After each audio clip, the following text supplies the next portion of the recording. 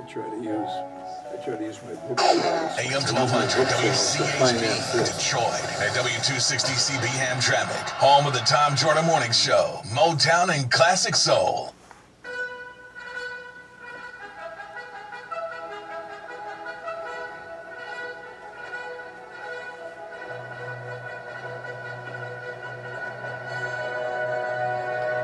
Now, stay tuned for the John Telford Show, coming to you live every Sunday afternoon at 3 p.m.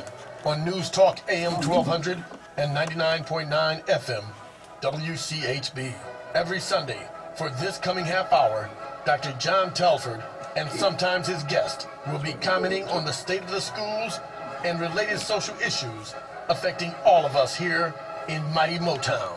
The recent superintendent of Detroit Public Schools and of Madison Schools, Dr. John Telford, is a long-time civil rights activist and a one-time world-ranked sprinter and conqueror of Olympic champions. He was named Wayne State University's Alumnus of the Year in 2001. 10 years later, the Joe Louis Foundation gave him its Spirit of the Champ Award. A Detroit high school track was also named after him. Dr. Telford writes the Telford's Telescope column that is run in the Detroit Native Sun and other newspapers. And he has authored several books, including A Life on the Run, What Old Men Know, and Creative Insubordination. His best-selling books are available on Amazon. You can read more about this crusading educator on his website, www.alifeontherun.com. That's www.alifeontherun.com. Now, presenting a proud native Detroiter on News Talk AM 1200 and 99.9 FM WCHB, Detroit's very own Dr. John Telford. Hi-ho, Silver. Welcome to the last John Telford Show on WCHB. This will be my last show on WCHB. The station has been purchased, but I am going to be on WEXL, and I'm not missing a beat. I'm going to be on there next Saturday, this coming Saturday, July the 1st, at 9:30 in the morning. That's Saturday, July the 1st, live, coming to you on WEXL 1340, 96.7 FM at 9:30 in the morning. And that show will be rebroadcast on tape on Mondays at 6:30 in the evening. So you'll get two shots to hear it. We have today in the studio, along with Lamar Lemmons, who is always co-hosting for me, you know, that great school board member and former president of the old school board, Lamar Lemmons, Dr. Nikolai Vitti, who is our new superintendent of schools, and who, from all the conversations I've had with him and the interactions I've had with him and the emails I've exchanged with him, is going to be a dynamo. He's going to clean the place up. And God knows that's something that needs to happen after the 17 years of the takeover that the state has imposed on us. And before I forget, I always have to do this, the John Telford Show is being brought to you today, again, by the Detroit Native Sun at 313-457-5944, that little newspaper that I write for, by the Randolph Law Group at 734 Bulldog, that's 734 BULLDOG, by V's Boutique for Ladies in the River House at 821-9020, that's over at 8900 East Jefferson, where I also happen to reside. That's V's Boutique for Ladies at 821-9020, by Writing It Right for You at 341-2398. That's 313-341-2398. Writing It Right for You. And by the Michigan Chronicle at 963-5522. 963-5522, for which I am also now writing. And incidentally, we've got Keith Owens in the studio today, the senior editor of the Michigan Chronicle, because I wanted him to have this opportunity to meet Dr. Vitti. So now, without further ado, I am going to turn the microphone over to board member Lamar Lemmons and new Detroit Public Schools Superintendent Nikolai Vitti. Gentlemen, the mics are yours. Certainly. Dr. Vitti, my first question would be, at first, have you had a chance to assess the physical structure plant of the school buildings, and how many schools have you had a chance to visit, and what would you say the condition of those schools are, and would you say they have been well taken care of over the last 17 years? First off, thank you for having me on the show. It's great to be back in the Detroit area, and specifically in Detroit. So at this point, 1 month on the job, I've been to about 20 schools already. One thing that I made a priority is to get to the actual schools, talk to teachers, talk to principals, talk to students. And one thing that I have been looking at is the physical state of our buildings, and I would say that they are very low. To the point of being deplorable. As an overall review, you can actually look at some schools and see greater investment and greater upkeep than others, but as a whole, we have a lot of work to do as far as our physical plants. I can't think of a point of investment that's more important than the physical buildings, because when children go to school every day, the state of that building is an example to them of the state of investment that the city, the state, the country has in their education. And kids know what schools look like throughout the country, whether that's through on TV, driving through different neighborhoods. So I'd say we have a lot of work to do regarding the state of our schools. An actual dollar amount, I do not know. It's something that I think we need to do as a superintendent board team, is to assess exactly where we are with bringing our schools to the top-notch state of physical plant that's needed in 2017 for all children. So if we are saying that there's an X amount of dollars, X amount of code, technology investment that exists throughout the country for a state-of-the-art education, then that's the number that we need to use for each building, and then see what the delta is between where we are now and where we need to go, and then move forward with options of how to actually pay for that. Good. Now, so you don't have even a percentage, because, well, let me say this. You're going to have to get resources besides the state foundation allotment. Do you have any idea how we can get those investments? And two, do you have an idea what percentage of the state allotment that you're going to have to earmark just for the physical plant? Well, at this point, lots of numbers have been shared with me.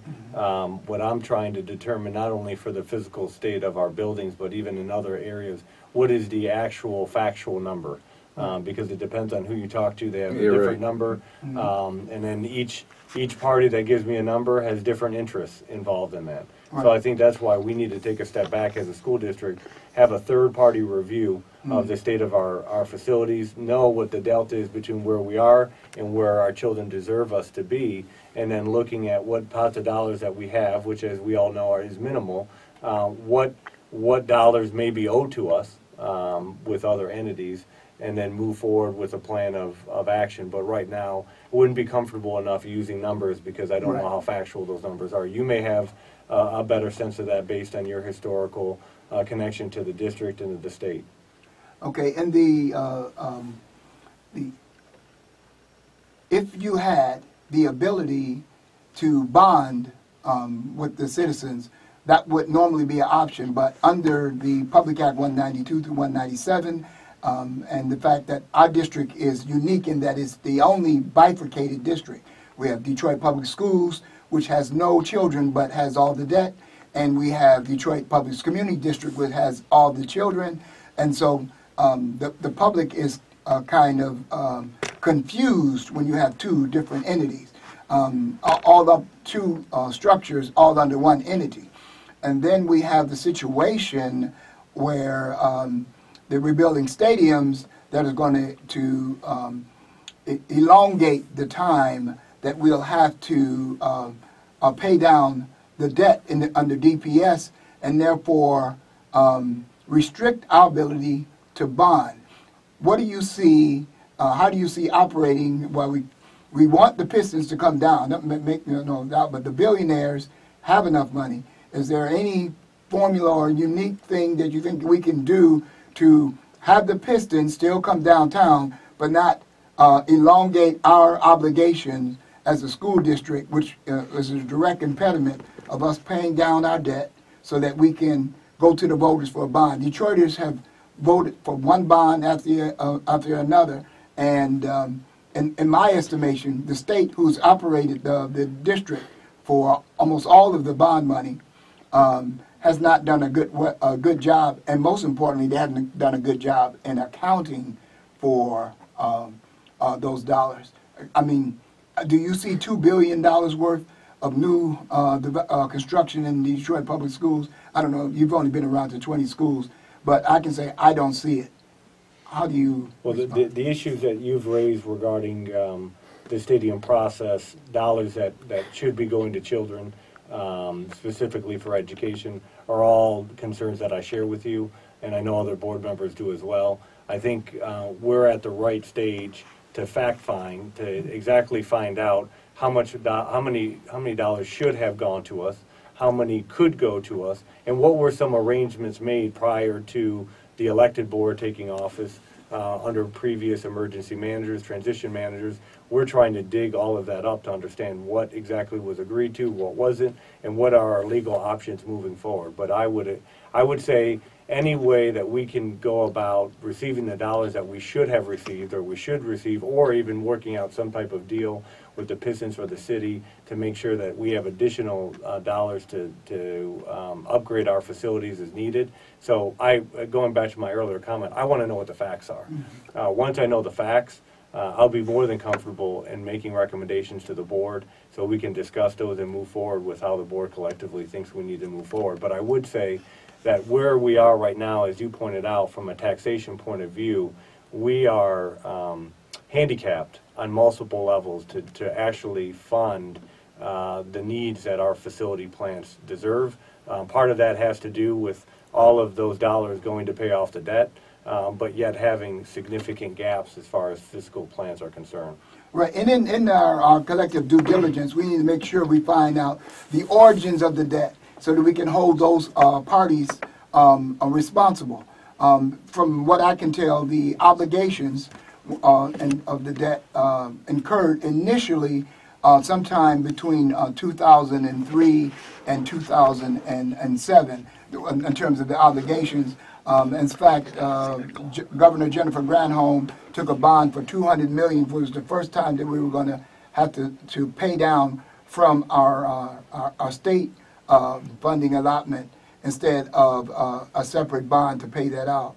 And so we've been shortchanging our children for a long period of time. And I know, so you've got a real heavy lift, and this is probably one of the most unique situations in the country in terms of a school system having all these impediments. And that's and this is, if I may editorialize a little bit here, I think that it's directly a result of Betsy DeVos's influence in Lansing and her control of the state legislature, or her influence on the state legislature, mostly on the Republican side. And that leads right into my question. Because of what we know Betsy DeVos wants to do, not only to Detroit, but to urban school districts all across the country, charter everything, voucherize everything. And we have in the city, and I think you're aware, Dr. Vitti, 65 priority schools. And my question is, and this question might be to Lamar too, we've got this new agreement, but I think that may only cover 24 schools. Is it going to, I mean, is there a chance that they can take some of those other schools away between the year 2020? No, not with our agreement. So all 65 schools are safe until 2020? Well, we have to work with the Michigan Department of Education. I'll let Dr. Vitti speak on that. Okay. No, I agree with Mr. Lemmons, and then we also have to recognize that we have to go back and recognize that really the only entity legally that is authorized to close and open schools is an elected school board, and I think that was why the reestablishment of elected school board with authority was essential in not only owning the improvement of our schools, but also making sure that the citizens of Detroit are heard regarding the future of our public schools. And that was obviously one of the reasons why I came to Detroit, is with that elected school board and being in a position to help guide that board and the community in general with reform. I would not have come back if it wasn't for that opportunity. But to go back to your particular question, right now the focus is on the 24 schools. We'll have 3 years to demonstrate improvement with those schools, and I think we're going to do that. You got quick to learn helping you, so that's going to be really a real boom. But beyond those 24 schools, we do have schools of concern. But we also have to realize the game that's being played here and how schools are identified as being failure, how they're identified as being at risk, and all of that has to be revisited. Our accountability system in Michigan is a bit backwards. It needs to be clear, it needs to be more consistent, and we have to be able to demonstrate improvement, not just looking at where our schools are right now or where kids are performing now, but looking at the need to show improvement over time, not just fixating on where they are right now. Okay. And creating a system that's fair to the challenges that our children bring to the school system. You can't look at Detroit's school system and compare that to Grosse-Ile and Birmingham. It's a different set of challenges, different set of circumstances. It doesn't mean that we have lower expectations, but we're dealing with different challenges than all those other districts. And the accountability system has always been structured in Michigan, like other states, that favor more suburban, more wealthy districts, and that's what has to change. Because if not, you perpetuate what you define as failure, which always puts our school district at a disadvantage, and you create a self-fulfilling prophecy. Listeners, you're listening to Dr. Nikolai Vitti, the new superintendent of the Detroit Public School Community District, and Lamar Lemmons, a board member on the John Telford Show. Dr. Vitti or Mr. Lemmons, what about the Durfee situation? I mean, you know, we're going to give that school to them for $1. It seems to me that you know, we shouldn't be doing that. Okay, I'm going to speak briefly, then I'll let Dr. Vitti respond, because Dr. Vitti wasn't aware that the governor's people told Iris Taylor, president of the school board, our finance chair, Sonia Mays, and myself, that it was a bad deal, that the organization would need wants to do more business with the district, and so we should renegotiate that arrangement. This is what the governor's people, and he hasn't Why been. should there even be an arrangement? You know, well, can't we just say, it was we're done, not doing it, we're keeping that school? Well, as we do our due, again, I'll yield to Dr. Vitti, as we do our due diligence, we need to find out the origins of it, because it turns out, from my investigation, that although the transitional manager signed it, it was because of the recommendation from other people from our administration, and they did so without informing us or informing us before or after. I read about it in the newspaper, and so to give away a school for $1 a year, and then that seems insane. And then force us to retrofit a high school and incur all those expenses. So it's really costing a lot. Not only did we give one building away, and we gave it away in its entirety. I had no problem with, because the building could accommodate other programs, and if it could be walled off and it could have that, the program that this nonprofit was doing, I had no problem with it because they were going to bring in money. The other problem I had with this arrangement is that this organization really doesn't have any money of its own. What it does is goes out and raises money in our name.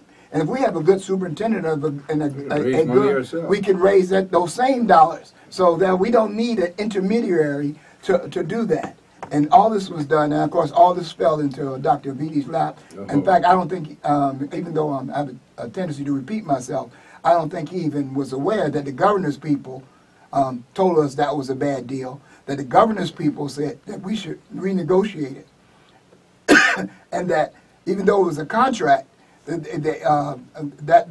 nonprofit wanted to continue to do work in business with DPS. So they, even if they have that, how can they come back if we're dissatisfied with the arrangement? So coming in, I have concerns about the agreement. Our legal team reviewed the matter. Dr. Vitti, we have a caller. I'm going to interrupt you because we've got a caller. Caller, you're on the air on the John Telford Show. Yes, I have two questions.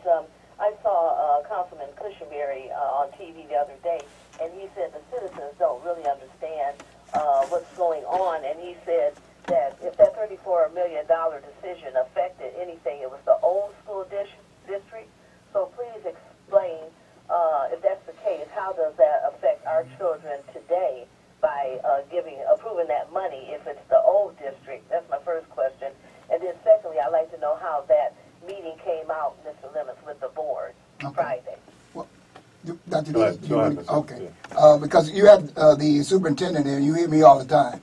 Let me say this, quite briefly, I did explain that earlier in the show. It does go to the old district, but it elongates that deficit, which keeps us from the ability to bond and to fix up our schools, and therefore we have to use some of our money that should be going into the classroom to actually fix the physical plant of the buildings in the school district. So that's the answer to the first one. So that's why, and we're doing our due diligence to find out what those numbers actually are. Dr. V talked about that if you want to talk about it more.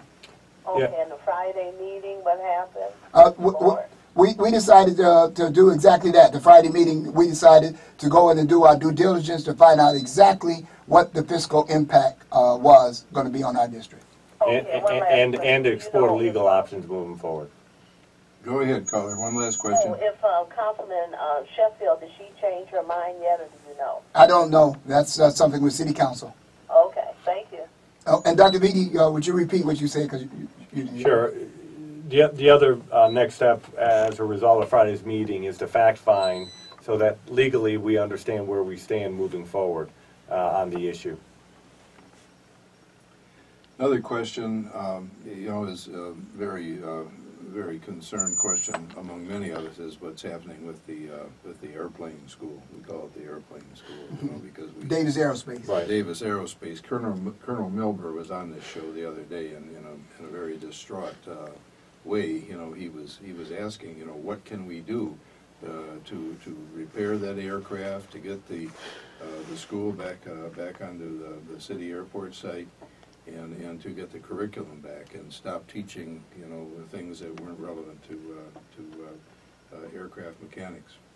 So let me, Dr. Telford, let me take the aerospace question first, and then I'll go back to the Durfee issue. Okay. I was able to visit Go Lightly to see the infrastructure there. And although I think that there's a great opportunity for students to participate in an aerospace program at Go Lightly, I did have a preliminary conversation with the principal. I have talked to the colonel.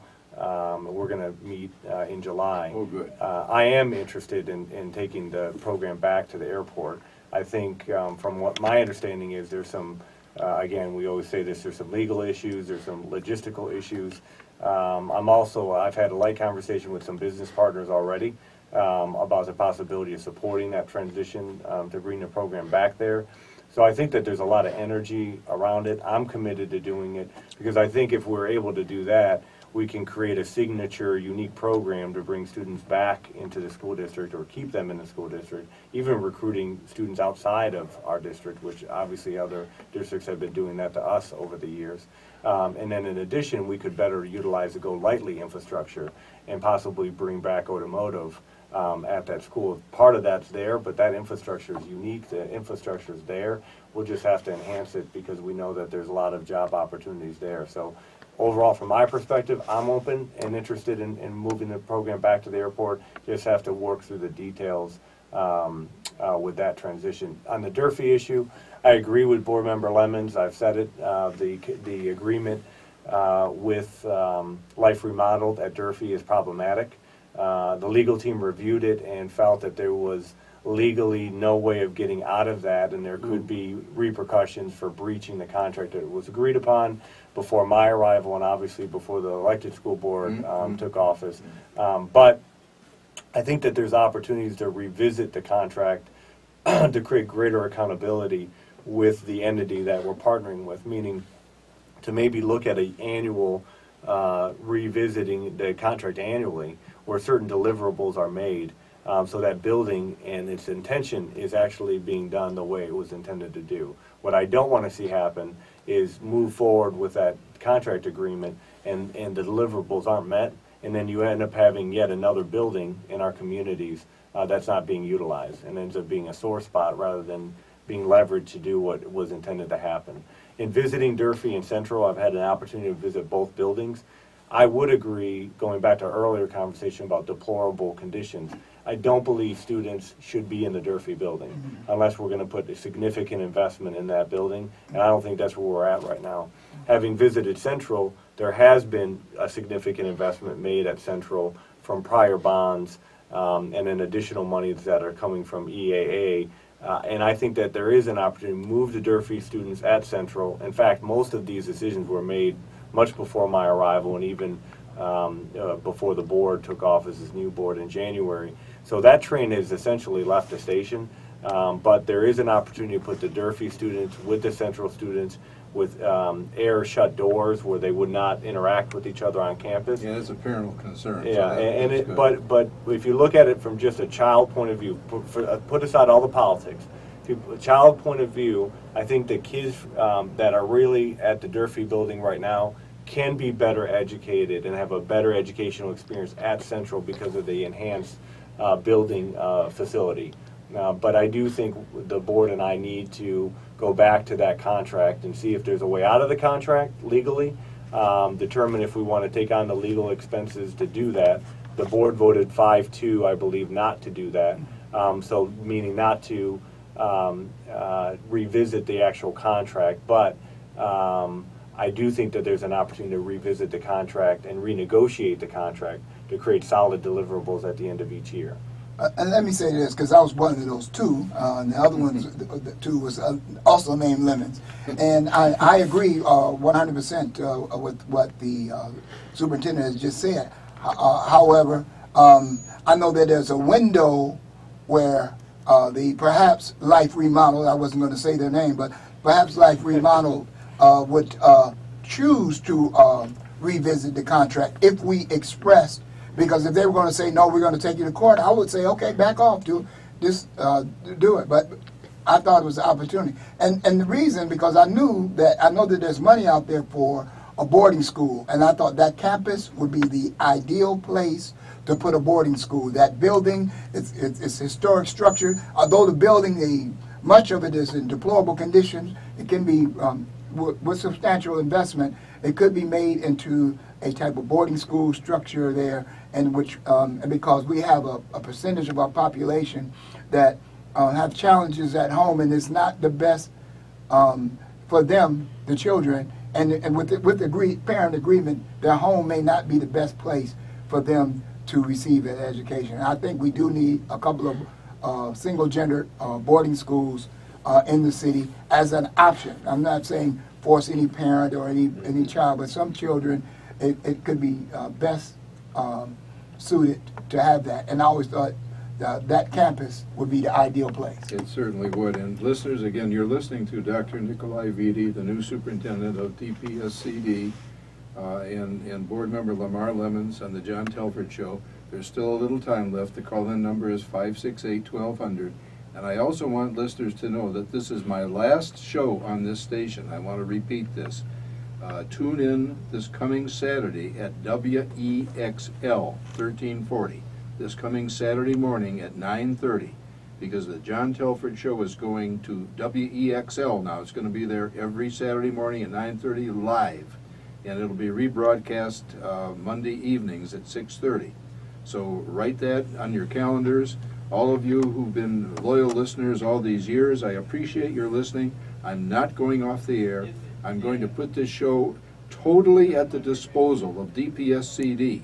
You're still going to be hearing Lamar Lemmons and me and Dr. Vitti anytime he wants to come on, and students and principals and everyone from DPSCD. We're just moving the show. We're not going off the air. We are moving the show to 1340 AM, 96.7 FM every Saturday morning at 11 o'clock. And I'm looking at Markel, and I don't know how much time I've got left. I've got 1 minute. Okay. Any closing remarks from Dr. Vitti? I'm excited about the boarding school. Board member Lemmons and I spoke about it earlier. Mm-hmm. I think it's a great opportunity. Whether it's Durfee or another building, I think it's something that we should offer our parents. Well, I'm looking forward to seeing that happen. Listeners, you've been listening to Dr. Nikolai Vitti, the new superintendent, Lamar Lemmons, board member, and myself, John Telford. Tune in to WEXL this coming Saturday at 9:30 in the morning. Thank you for listening. Good show. It's a good show. We'll be back.